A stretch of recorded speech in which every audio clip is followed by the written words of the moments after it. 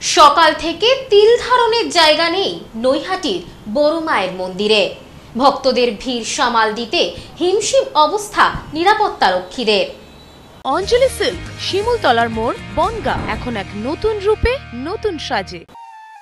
শুরু হয়েছে বাঙালির প্রাণের পুজো কালী পুজো।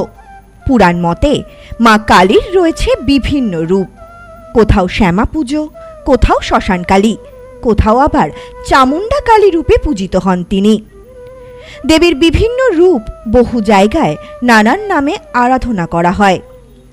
কালী পুজোয় দক্ষিণেশ্বর, তারাপীঠ, কামাখ্যা, কালীঘাট থেকে শুরু করে বাংলার বিভিন্ন প্রান্তে কালী মন্দিরে দীপান্বিতা অমাবস্যায় বিশেষ পুজোর আয়োজন করা হয়। বাংলায় আরও এক বিখ্যাত ও জাগ্রত দেবী কালী হলেন নৈহাটির বড় মা। বিশাল মূর্তি, চোখে যেন প্রখর তেজ, সামনে দাঁড়ালেই ভক্তিতে মাথা ঝুঁকে আসে। সবাই বলেন মায়ের অলৌকিক শক্তি রয়েছে।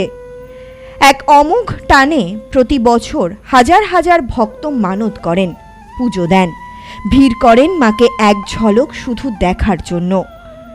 নৈহাটির অরবিন্দ রোডের ধর্মশালার বড় কালী ঠাকুরকেই স্থানীয়রা বড় মা বলে ডাকেন। সেই থেকেই চারিদিকে ঝড়ের গতিতে ছড়িয়ে পড়ে তাঁর কাহিনী।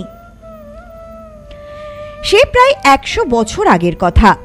বন্ধুদের সঙ্গে নবদ্বীপের রাস দেখতে যান নৈহাটির বাসিন্দা ভবেশ চক্রবর্তী।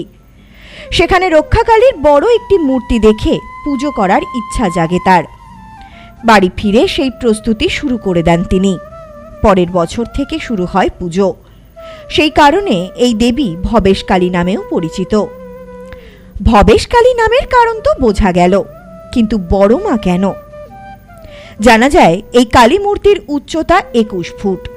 উচ্চতার কারণেই স্থানীয় বাসিন্দাদের কাছে দেবী বড় মা নামে পরিচিতি পেতে থাকেন।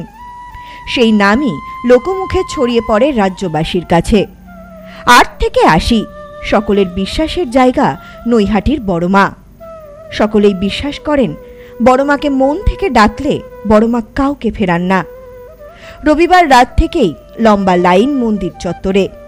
অনেকেই বড় মার কাছে মানত করে দণ্ডি কেটেছেন।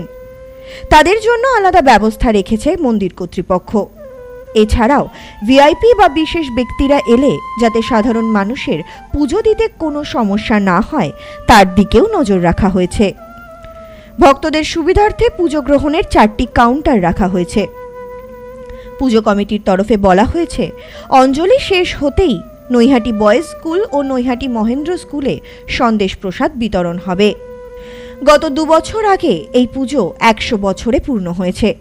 নবরূপে সাজানো হয়েছে মন্দির। গর্ভগৃহে প্রতিষ্ঠা করা হয়েছে মায়ের কোষ্ঠী পাথরের মূর্তি। এখানে নিত্যদিন পূজিত হন মা।